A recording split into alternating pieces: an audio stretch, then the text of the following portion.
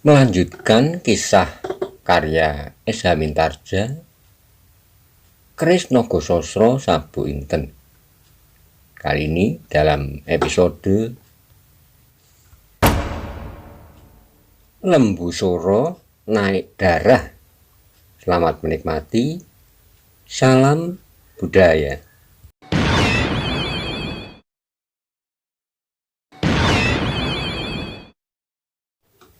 Pada episode sebelumnya dikisahkan Arya Saloka memerintahkan kepada pasukannya untuk bertahan, tidak menyerang sampai perintah selanjutnya. Kepergian utusan yang menyampaikan pesan tersebut dikawal oleh prajurit dari Pamingit. Bagaimana kisah selanjutnya?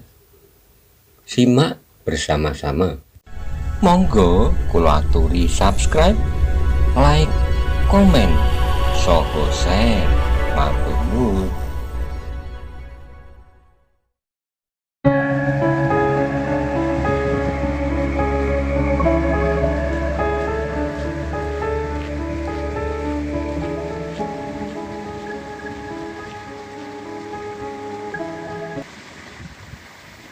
Dalam hal itu, Ki Ageng Surodipoyono lah yang mempunyai perhitungan yang mendekati kebenaran. Karena itulah maka ia sudah dapat membayangkan bahwa apabila terjadi peperangan antara kedua cabang aliran darahnya itu, maka akan habislah nama yang pernah dipupuknya selama ini. Perguruan Pangrantunan hancur seperti gunung berapi yang kokoh kuat, namun pecah karena kekuatan yang terkandung di dalam perutnya sendiri. Ketika matahari kemudian menjenguk dari balik bukit, Meso Jenar dan Arya Saloka beserta Kebo Kanigoro dan Wonomerto segera membersihkan dirinya di sendang kecil di sebelah kamarnya itu. Tetapi mereka menjadi terkejut ketika terjadi hiruk pikuk di halaman. Karena itulah maka sebelum mereka sempat berpakaian dengan baik, mereka terpaksa berdiri merapat dinding gandok untuk dapat mendengar apakah yang telah menyebabkan keributan itu. Dari pendopo terdengarlah suara Ki Ageng Lembu Soro keras. "Adakah kau sudah sampai ke Pamingit?" "Belum, Ki Ageng. Di tengah perjalanan kami jumpai Adi Sardu ini," jawab seseorang yang berdiri di halaman dengan memegangi kendali kudanya. "Sardu?" teriak Ki Ageng Lembu Soro. "Ya, Ki Ageng," jawab yang disebut Sardu dengan cemas. Ia melangkah maju, tangannya juga memegang kendali kudanya. "Benarkah laporan itu?" "Benar, Ki Ageng." Dari celah-celah daun pintu gandok, Meso Jenar, Kebo Kanigoro, Wonomerto dan Arya Saloka dapat melihat bahwa wajah Lembu Soro menjadi merah padam. Di belakangnya berdiri Sawung Sariti dengan tegangnya. Sedang di sampingnya nampak Ki Ageng Surodipoyono dengan wajah suram. "Aku sudah menduga," teriak Ki Ageng Lembu Soro.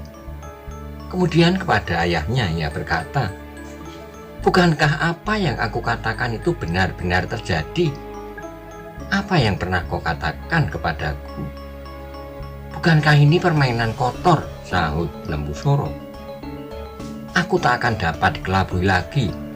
Persekutuan yang memuakkan dari orang-orang gila." Ki Ageng Surodipoyono mengangguk-angguk. Agaknya ia dapat menebak perasaan yang berkobar di dalam dada anaknya. Karena itu ia berkata, "Jangan tergesa-gesa, Lembu Soro. Aku mempunyai sangkaan lain." Ayahnya mencoba untuk menyabarkannya. "Tak akan salah lagi," bantah Lembu Soro. "Ulungan!" Tiba-tiba Ki Ageng Lembu Soro berteriak keras. Dari regol halaman Wulungan datang berlari-lari.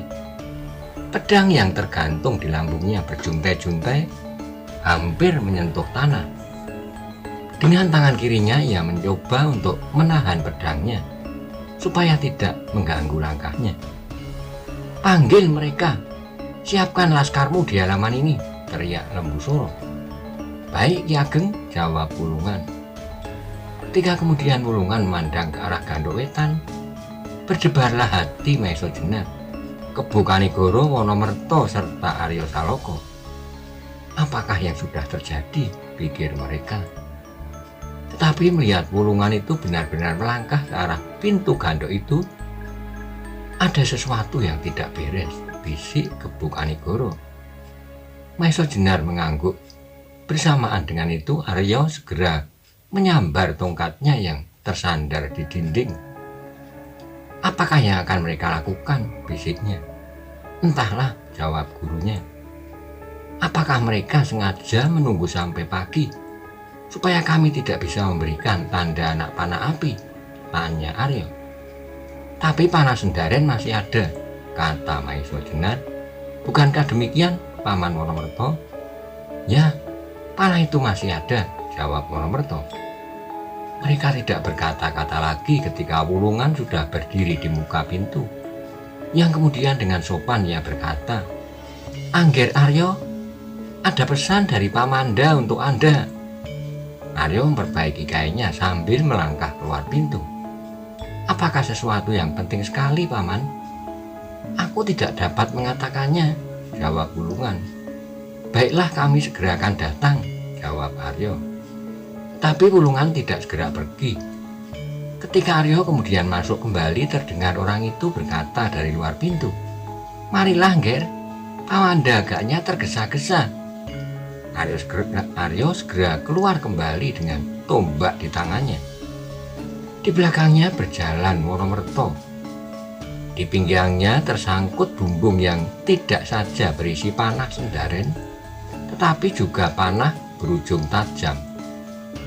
Sedang di tangan kanannya tergenggam busur yang besar dengan bola besi sebesar salak di kedua ujungnya. Busur itu dalam keadaan terpaksa akan dapat dipergunakan sebagai senjata pemukul yang berbahaya. Ketika kedua orang pembantunya diperintahkan untuk mendahului membawa perintah Arya, busur itu dimintanya. Di belakang mereka berjajar dua orang yang menguasai penuh ilmu perguruan pengging, Maesa Jenar dan Kebo Kanigoro. Sambil berjalan, Wonomerto berharap mudah-mudahan orang yang telah ditentukan untuk menangkap bunyi panah Sendaren tidak meninggalkan tempat mereka, sehingga dengan demikian mereka akan dapat melangsungkan setiap berita yang disampaikan apabila terjadi sesuatu. Ketika Arya sampai di ujung tangga dan ketika ia hampir naik ke atas tangga itu, Lembu Suro membentak, "Aku tidak mengharap kau naik." Arya terkejut. Perlakuan itu terlalu kasar. Tapi ia ingin tahu persoalan apa yang membuat pamannya bersikap demikian. Apakah persoalan itu masuk akal atau cuma suatu cara memancingnya ke dalam suatu pertengkaran? Karena itu ia pun berhenti pula. Lembu Suro memandangnya dengan mata menyala-nyala. Ketika Arya membalas pandangannya, ia membentak, "Aku kira kau benar-benar lelaki seperti yang aku duga. Sekarang katakan kepadaku, apa yang sedang kau lakukan?" Arya menjadi bingung. Ia menjawab, "Aku tidak tahu maksud paman." Lembu Suro menyibirkan bibirnya sambil sekali meludah ke lantai. "Kau berhasil menarik sebagian laskarku ke Banyu Biru. Sekarang kau pergunakan laskar hitam untuk memukul Pamingit." Kata-kata pamannya itu bagi Arya seperti suara petir yang meledak di ubun-ubunnya. Bahkan Maesa Jenar, Kebo Kanigoro, dan Wonomerto sampai bergeser maju selangkah. "Apa yang paman katakan?" Arya ingin menjelaskan. "Sudah kau dengar," jawab Lembu Suro. "Bohong," bantah Arya. Hatinya telah benar-benar panas, apalagi dengan tuduhan pamannya yang sangat menyakitkan hati itu. "Tak ada yang akan memaksa kau mengakui perbuatan curang itu. Namun kau tidak akan dapat mengingkari bahwa laskar di perbatasan yang sama sekali tak berarti itu ternyata hanya suatu cara untuk memancing laskar Pamingit," sahut Lembu Suro keras. "Tidak benar," Aryo menjadi gemetar karena marahnya, tetapi dengan demikian kata-katanya seperti tertahan di kerongkongan. "Katakan kepadaku," sambung Lembu Soro, "apa sebabnya kalian tidak segera menyerang sejak kemarin? Sejak kemarin dulu atau sejak seminggu yang lalu? Apa hubungan kalian dengan kedatangan orang-orang dari Nusa Kambangan beberapa minggu lampau? Kemudian menyusul orang yang bernama Maeso Jenar itu kemari. Apa? Kalian tidak akan mendapat membantah bahwa kalian benar-benar telah bekerja bersama dengan mereka. Kalau tidak, mereka tidak akan secara kebetulan menduduki Pamingit menjelang ayam berkokok untuk yang kedua kalinya pagi tadi." "Bohong!" Sekali lagi suara Aryo yang bergetar terhenti di kerongkongannya. Maeso Jenar tahu hal itu sebagaimana yang pernah terjadi. Aryo bukan orang yang pandai berbantah. Karena itu dengan tenang ia melangkah maju untuk mewakili muridnya, berkata, "Ki Ageng Lembu Soro, jangan menuduh kami seperti menuduh pencuri. Kami bukan sebangsa pengecut yang tidak percaya pada diri sendiri, sehingga kami telah kehilangan harga diri bekerja bersama dengan golongan hitam, golongan yang akan terkutuk sampai 1000 keturunan." Lembu Soro tertawa terbahak-bahak, tertawa untuk melepaskan kemarahan yang hampir tak tertahan lagi. Kemudian dengan menunjuk kepada Sardu, ia berkata keras-keras, "Berkatalah kepadanya, berkatalah bahwa kalian telah mencoba mencuci tangan. Namun orang itu menyaksikan dengan mata kepala sendiri orang-orang golongan hitam menduduki Pamingit, membakari rumah-rumah dan segala isinya. Orang itu mendengar dengan telinga yang melekat di batok kepalanya bahwa orang-orang golongan hitam itu berteriak-teriak, 'Tak ada gunanya kalian mengirim orang ke Banyu Biru. Banyu Biru telah dihancurkan oleh Aryo Saloka dan Maeso Jenar. Apa katamu?' Tiba-tiba Maeso Jenar teringat kepada seekor kuda yang berlari dengan meninggalkan debu yang putih dan menghilang di Cakrawala siang kemarin, ketika Laskar Aryo sedang berjalan di perbatasan. Karena itulah maka ia berkata di dalam hatinya, 'Gila, orang-orang golongan hitam itu benar-benar mempergunakan kesempatan ini.' Namun kepada Lembu Soro ia menjawab, 'Kau terlalu tergesa-gesa mengambil kesimpulan. Kalau orang-orang golongan hitam itu mempergunakan setiap kesempatan di dalam kekeruhan, adalah mungkin sekali. Karena itulah maka aku selalu menganjurkan kepada Aryo Saloka untuk menempuh jalan yang tidak memungkinkan golongan hitam itu mengambil kesempatan. Tetapi kau telah memaksa untuk memagari kota ini dengan pasukannya. Kau sama sekali tidak bermaksud menyelesaikan masalah Banyu Biru dengan baik. Kau hanya ingin menjajaki keteguhan tekad kami untuk melindungi daerah ini. Ketika kau merasa tidak mampu lagi untuk berbuat sesuatu, kau meleburkan dirimu ke dalam tubuh golongan hitam itu." Maeso Jenar akhirnya menjadi marah pula. Meskipun dia masih mencoba menahannya, katanya, "Kami adalah orang-orang yang menempatkan diri kami di dalam lingkungan yang menganggap bahwa golongan hitam harus dimusnahkan." Sekali lagi Lembu Soro tertawa untuk melepaskan kemarahannya yang semakin memuncak. Sama sekali bukan tertawa karena ia menjadi gembira. Katanya meledak seperti guru, "Maeso Jenar, sejak semula aku sudah curiga kepadamu.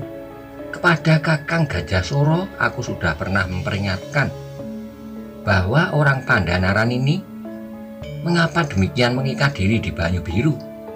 Sejak lenyapnya Kiai Nogososro dan Kiai Sabu Inten dari Walangkan di Banyu Biru, sebenarnya aku sudah dapat mengambil kesimpulan bahwa kau adalah seorang dari mereka, salah seorang dari golongan hitam." Dada Maeso Jenar seperti akan meledak mendengar tuduhan itu. Ia benar-benar marah. Karena itulah maka ia melangkah selangkah maju. Dalam pada itu Ki Ageng Suro Dipoyono pun menjadi sangat cemas. Tetapi ketika ia akan melangkah, Maeso Jenar telah berkata dengan lantangnya sambil menunjuk ke arah wajah Ki Ageng Lembusuro. Ki Ageng Lembusuro, kau jangan mengada-ada siapakah yang pernah berhubungan dengan golongan hitam untuk meniadakan Kakang Gajah Suro.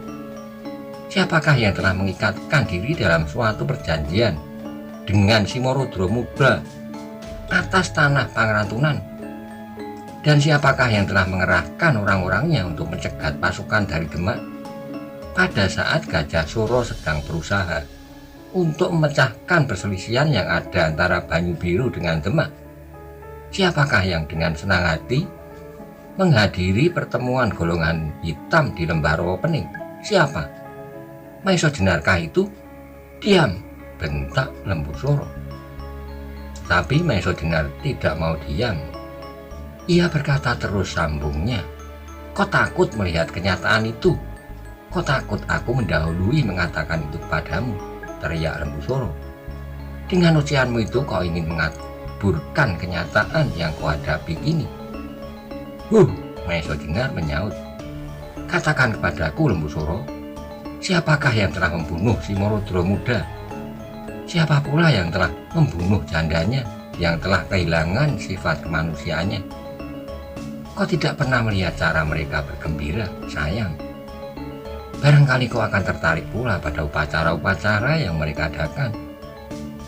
Dan siapakah yang telah membunuh sepasang uling dari Rawa Pening? Bukankah kau? Bukan Ki Ageng Lembusuro yang sekarang berdiri dengan gagahnya di pendopo Banyu Biru? Lembusuro terdiam untuk beberapa saat. Ia benar-benar tidak dapat menjawab pertanyaan-pertanyaan Maeso Jenar yang mengalir seperti banjir itu.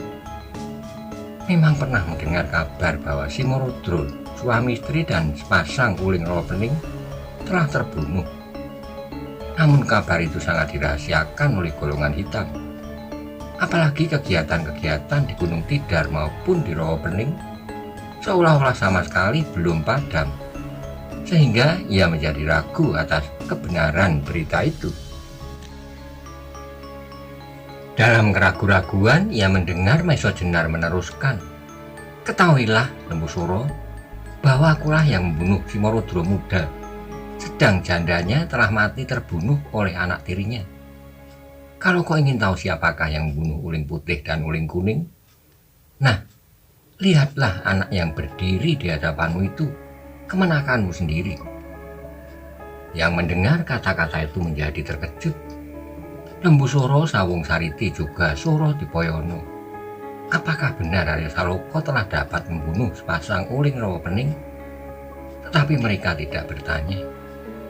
Sehingga kemudian terdengar Maeso Jenar meneruskan, Arya Saloka lah yang pada masa orang-orang golongan hitam mabuk mencari keris Kyai Nogososro dan Kyai Sabu Inten, dan kemudian keinginan mereka menelan Pamingit dan Banyu Biru selalu dikejar-kejar sehingga sangat membahayakan jiwanya, dan yang kemudian tampil ke depan melawan mereka.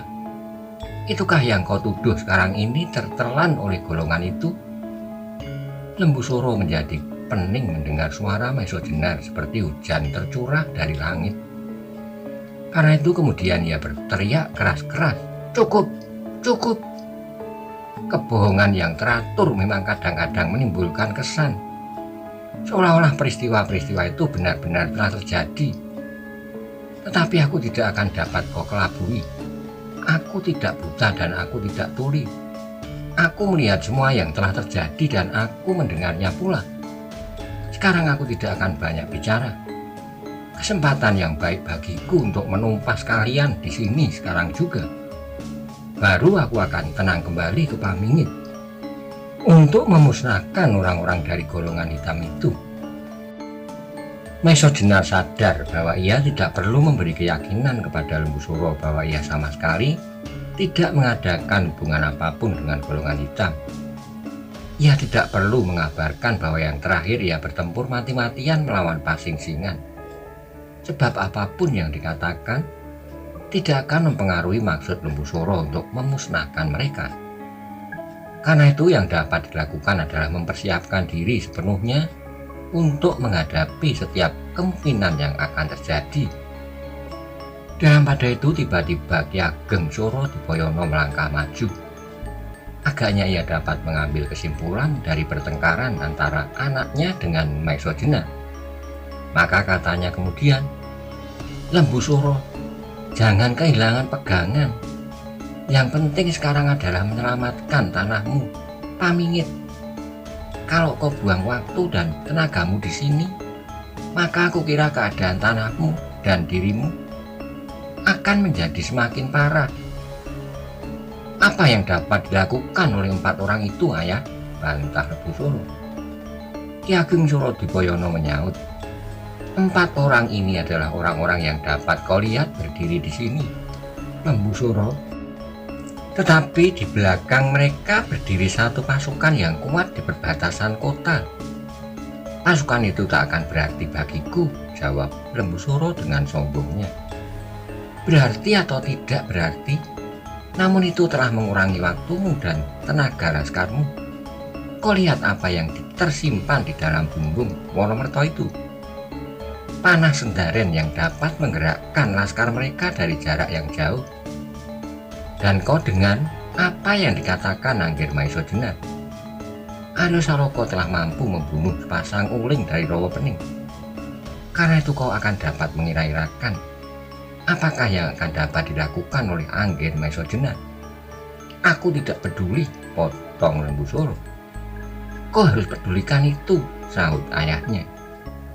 Tapi Ki Ageng Suro Dipoyono tidak sempat meneruskan ketika di luar regol terdengar suara ribut. "Apakah itu?" tanya Lembu Suro keras-keras. "Laskar di perbatasan mulai bergerak," seorang berlari-lari datang kepadanya. Dengan hormatnya ia berkata, "Bukan Ki Ageng, sama sekali bukan laskar dari perbatasan, tetapi mereka adalah rakyat Banyu Biru. Apa yang mereka lakukan? Apakah mereka sudah gila?" bentak Lembu Suro. "Tidak Ki Ageng," jawab orang itu. "Mereka mencoba untuk masuki halaman." "Mengapa?" Lembu Suro membentak-bentak. "Mereka ingin melihat Aryo Saloka," jawabnya. "Gila. Mereka telah benar-benar gila. Mengapa kau bilang tidak?" Lembu Suro menjadi semakin marah persoalan itu, menambah kepalanya menjadi pening. "Bunuh mereka yang memaksa." "Jangan Lembu Suro," ayahnya menyabarkan. "Kau jangan menambah lawan. Rakyat Banyu Biru adalah sebagian darimu selama kau masih berdiri di sini. Karena itu dengarlah suaranya. Selama ini tak pernah mengerti apa yang tersimpan di dalam hatinya. Kau paksa mereka berkata seperti apa yang kau katakan. Sekarang kau benar-benar di dalam kesulitan. Biarlah aku menempatkan dirimu pada tempat yang seharusnya. Pergilah ke Pamingit dan hancurkan golongan hitam yang telah menodai kedaulatanmu." Kemudian kepada Aryo Saloka kakeknya itu berkata, "Aryo, aku minta kepadamu, tundalah persoalanmu. Sebab setiap pertengkaran di antara kita hanya akan memberi kesempatan kepada golongan hitam untuk melumpuhkan kita. Kau mau?" Aryo ragu sejenak. Tiba-tiba ia dihadapkan pada suatu pilihan yang sulit. Hampir-hampir ia tidak dapat lagi meredakan kemarahannya. Seandainya bukan kakeknya yang bertanya kepadanya, karena itu berdasarkan pada pertimbangan-pertimbangan yang lebih jauh, Aryo merasa tidak berkeberatan. Meskipun demikian ia memandang juga kepada gurunya. Ketika gurunya mengangguk, Aryo pun menjawab, "Aku akan bersedia dengan sepenuh hati, Eyang." Ki Ageng Suro Dipoyono mengangguk-angguk gembira. Sambil tersenyum ia berkata, "Bagus, aku memang sudah menduga bahwa hatimu bersih, sebersih hati ayahmu." Kembali Lembu Suro menjadi sakit hati mendengar pujian itu. Dengan lantangnya ia berkata, "Ayah terlalu memberi hati kepadanya. Biarlah ia tahu bahwa ia sama sekali tak cukup bernilai untuk mempersoalkan kedudukan Kakang Gajah Suro." "Eyang," sahut Aryo yang hampir kehilangan kesabarannya kembali, "biarlah paman memilih." "Jangan, jangan," potong Suro Dipoyono cemas. Suaranya terputus oleh keributan yang semakin menjadi-jadi di luar regol. Terdengarlah suara rakyat Banyu Biru itu berteriak-teriak, "Berilah kami jalan, berilah kami melihat Aryo Saloko." Para penjaga menjadi semakin sibuk. Mereka merapatkan diri dengan senjata terhunus untuk menahan arus rakyat yang sedemikian lama semakin banyak. Dari mana mereka tahu bahwa Aryo Saloko ada di sini? Tanya Suro Dipoyono kepada salah seorang pengawal. Entah Ki Ageng, jawabnya. Lembu Suro, Ki Ageng Suro Dipoyono berkata kepada anaknya, kesetiaan mereka kepada kampung halamannya harus kau perhitungkan pula. Mereka dapat menjadi lunak, namun dapat menjadi liar melampaui serigala. Lembu Suro terdiam, ia menjadi benar-benar ngeri menghadapi keadaan. Golongan hitam dengan ganasnya telah melanda Pamingit. Sekarang rakyat Banyu Biru seperti orang mabuk berbondong-bondong datang untuk melihat Aryo Saloko. "Aryo," kata Ki Ageng Suro Dipoyono, "hanya engkau yang mampu menenangkan mereka. Pergilah kepada mereka dan berjanjilah bahwa kau akan menunda persoalan sampai pamanmu dengan orang-orang golongan hitam itu selesai." Kembali Aryo ragu, namun sekali lagi ia melihat gurunya menganggukkan kepalanya. Maka Aryo pun menjawab, "Baiklah, Eyang. Aku percaya kepadamu," kakeknya berkata seterusnya. Lalu kepada Maiso Jenar ia berkata, "Apalagi kepada Angger Maiso Jenar. Sebagai penerus perguruan Pengging yang terkenal, aku percaya kepada Angger seperti aku percaya kepada setiap kata yang diucapkan oleh Ki Ageng Pengging Sepuh." Maiso Jenar sadar bahwa kata-kata itu sama sekali bukanlah pujian. Tapi baginya Ki Ageng Suro Dipoyono menyatakan permintaannya yang sedalam-dalamnya supaya ia dapat mengendalikan Aryo Saloko. Namun demikian ia menjawab, "Mudah-mudahan aku dapat menjunjung kepercayaan itu." Kemudian pada Lembu Suro berkata, "Kau dapat pergi dengan tenang, Lembu Suro. Anggaplah bahwa di Banyu Biru sekarang tidak ada persoalan apapun. Dengan demikian kau dapat mencurahkan segenap perhatianmu kepada tanahmu." Lembu Suro masih ragu, baginya sebenarnya akan sama saja akibatnya. Dalam keadaan payah ia masih harus menghadapi lawan lain. Tetapi akhirnya ia benar-benar mengharap agar Aryo menunda tuntutannya sampai ia dapat menyegarkan laskarnya kembali. Ketika di luar suara rakyat Banyu Biru seolah-olah hendak membelah langit, maka sekali lagi Ki Ageng Suro Dipoyono berkata kepada Aryo, "Aryo, tenangkan mereka. Syukurlah kalau mereka mau kau minta pulang ke rumah masing-masing, supaya tidak menambah beban pembicaraan kita di sini. Sementara itu, biarlah pamanmu dan adikmu Sawung Sariti mempersiapkan keberangkatannya." Aryo membungkuk hormat. Kemudian ia melangkah ke regol halaman diikuti oleh Wonomerto, Maiso Jenar dan Kebo Kanigoro. Demikian ia sampai di depan regol, terdengarlah suara rakyat Banyu Biru itu. "Itukah Aryo Saloko? Itukah?" Kemudian suara itu menjadi semakin riuh. Akhirnya meledaklah suara mereka, "Aryo Saloko! Aryo Saloko!" Kemudian Aryo berdiri di atas sebuah dingklek kayu. Mula-mula yang menyentuh perasaannya adalah keharuan yang mendalam. Untuk saat ia tak dapat berkata sepatah kata pun, seolah-olah lidahnya menjadi beku. Baru kemudian ia berkata, "Berbahagialah aku karena kesempatan yang aku peroleh berhadapan muka dengan rakyat Banyu Biru yang setia." Suara rakyat itu semakin menggemuruh, seperti lebah berpindah sarang. Aryo Saloko mengangkat tangannya. Suara itu pun menjadi semakin berkurang dan akhirnya hilang sama sekali. Para pengawal masih saja berdiri rapat dengan ujung senjata yang rapat pula.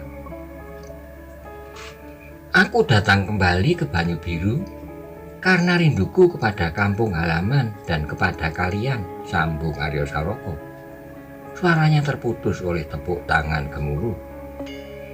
Tetapi, sambung Aryo Saloka, maafkanlah bahwa aku belum mempunyai banyak waktu untuk menyambut kalian dengan tanggapan yang lebih baik. Karena itu aku janjikan lain kali aku akan menerima kalian, seluruh rakyat Banyu Biru, di alun-alun ini. Sekarang setelah terpenuhi permintaan kalian, berhadapan muka dengan aku harap kalian sudi meninggalkan tempat ini, kembali ke tempat kalian masing-masing. Rakyat Banyu Biru menjadi kecewa. Mereka ingin mendengar kabar apakah yang telah terjadi di dalam lingkaran dinding rumah itu. Mereka ingin mendengar apakah Ki Ageng Lembu Suro masih akan tetap menguasai Banyu Biru. Namun sekali lagi Aryo minta mereka untuk bubar dengan janji secepat-cepatnya ia akan memberikan kabar itu kepada rakyat Banyu Biru. Sehingga dengan demikian meskipun hati mereka belum lapang seperti harapan mereka, namun setidak-tidaknya mereka telah bertemu dengan anak muda yang mereka rindukan, yang telah mereka dengar kehadirannya dari Iro, yang sengaja menyebar kabar kedatangan Aryo Saloka ketika rakyat yang berjejalan itu telah surut dan semakin lama semakin hilang. Maka siaplah Lembu Suro beserta putranya Sawung Sariti. Beberapa orang berkuda lebih disebar untuk menarik pasukan Pamingit dari perbatasan. Penarikan itu disambut dengan berbagai pertanyaan di dalam hati. Mula-mula mereka yang menyandang senjata karena gemerincing nyawang merasa berbahagia sekali ketika mereka mendengar bahwa pasukan itu ditarik dari garis pertempuran. Sebab mereka memang sama sekali tidak mengharapkan darah mereka menetes, menyiram tanah yang tak memberikan harapan apa-apa bagi mereka. Dengan demikian mereka mengharap untuk dapat segera bertemu dengan anak istri atau dengan kekasihnya, atau dengan orang tua mereka yang telah pikun dan meletakkan harapan mereka kepada anak-anaknya. Tapi ketika mereka mendengar kabar bahwa mereka harus berhadapan dengan golongan hitam lebih dahulu, mereka menjadi kecewa. Bagi mereka, orang-orang golongan hitam pasti akan jauh lebih buas dan biadab daripada orang-orang Banyu Biru. Tetapi ketika mereka teringat anak istri mereka, sawah dan ladang di mana mereka meletakkan harapan untuk memberi anak-anak mereka makan, maka tiba-tibalah semangat mereka. Terasalah perbedaan tanggapan bahwa mereka akan lebih ikhlas berkorban apabila mereka mempertahankan sawah ladang mereka daripada mereka harus merampas sawah ladang orang lain.